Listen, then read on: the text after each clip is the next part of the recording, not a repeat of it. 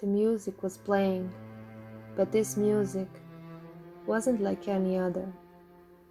This music couldn't be heard by most people in the room. The melody that was playing was inside of my heart, making my heart race like crazy.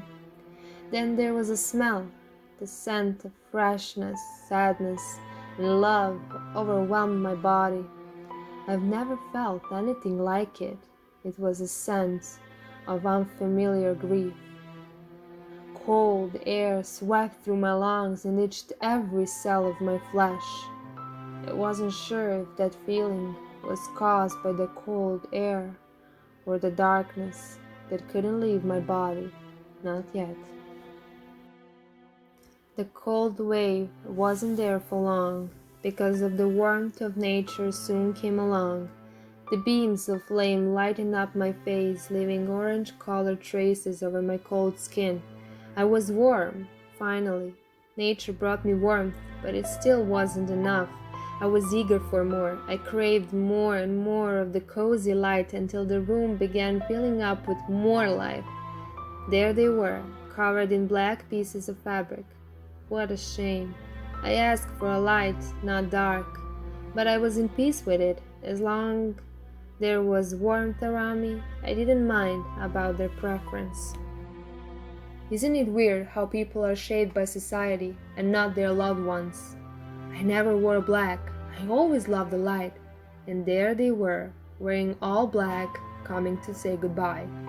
I could understand that, in a way at least. They loved me. They were at grief.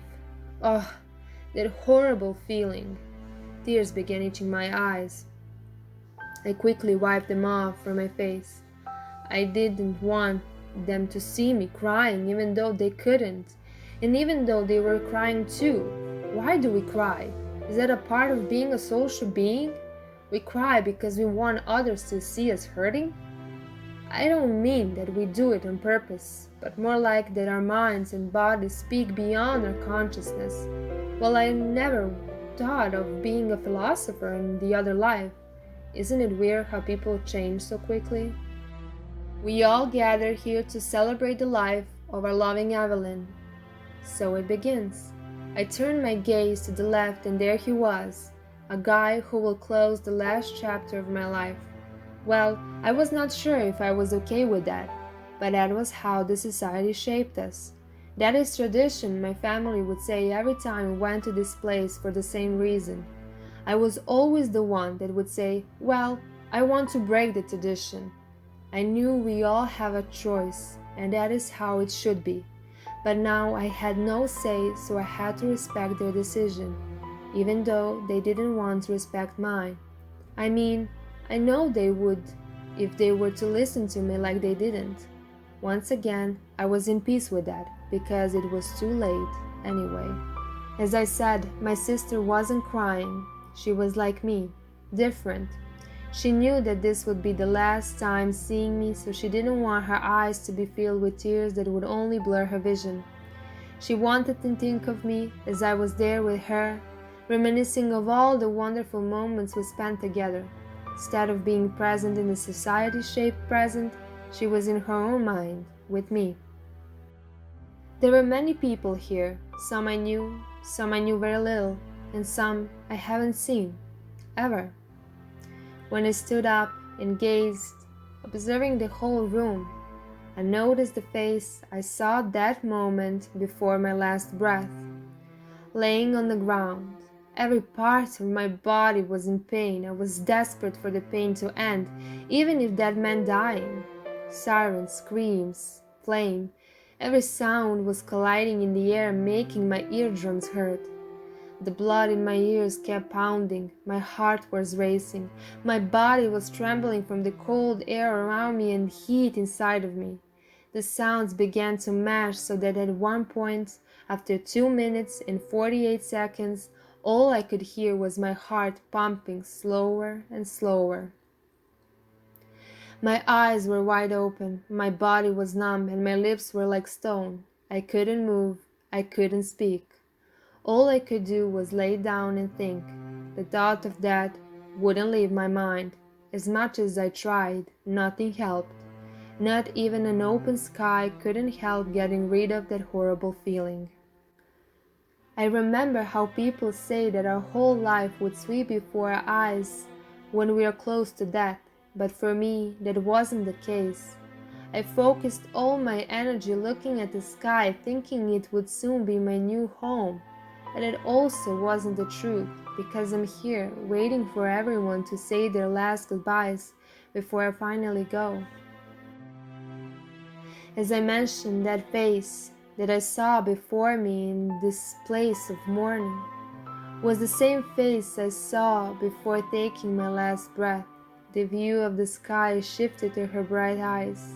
Chestnut-colored eyes had so much light in them that I thought I was looking at the sun, beaming with its light so close to me that I could touch it with my tiny fingers.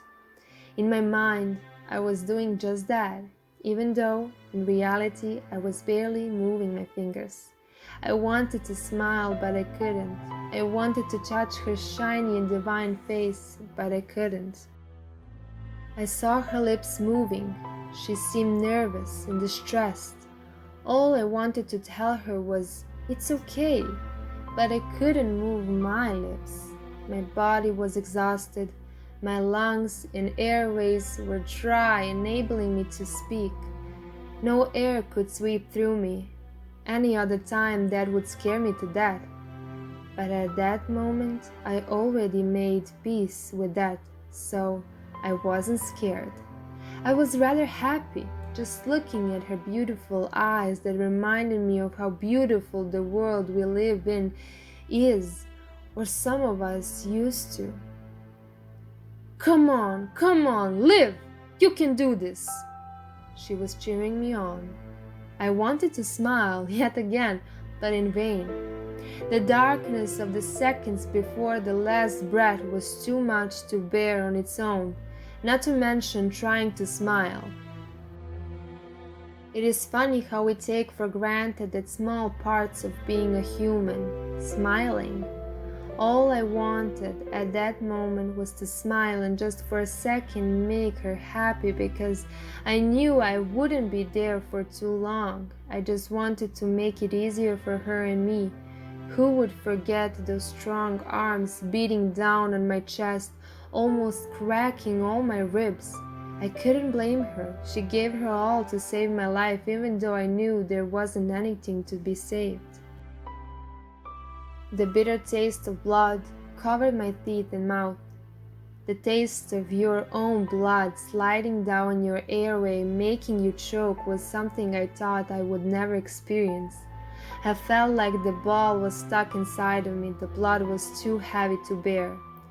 Soon, all the pain began to vanish. The headache I had was gone too. All the pain just evaporated, and I was finally free. Is this how the end feels? It isn't much. I thought it would feel greater. That was the last thought that went through my mind before I took my last breath and before my heart struck the last pump. And now I'm here saying my last goodbyes before I go to the light. So much has happened in my life. I have so many memories that now I get to keep forever. They will never leave, as human life at one point does. It just happened that my life ended earlier than it should, I guess. But who am I to judge? Am I just a poor soul graced with the miracle of having to be a part of life? While I was thinking, looking at the face of life, people were saying goodbye to my pale body laying down in the coffin. Now it was my time to say goodbye to myself. Everything was there, my picture. I was smiling, of course. Adornments, I loved everything bright and colorful. At least something was like I wanted it to be. And me, I looked at her and thanked her. There was this sound, eternal and mystical. It called me. I turned and saw the light beaming through wide open door.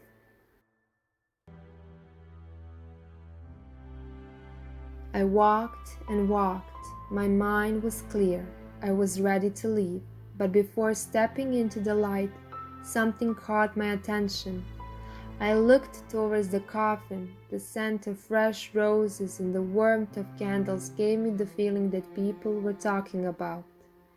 When I was taking my last breath, my life didn't go through my eyes, but I saw it clearly now. The moment I smelled those roses and felt the warmth of candles in my heart, my whole life swept through me like I was living it all again. Thank you, candles and roses.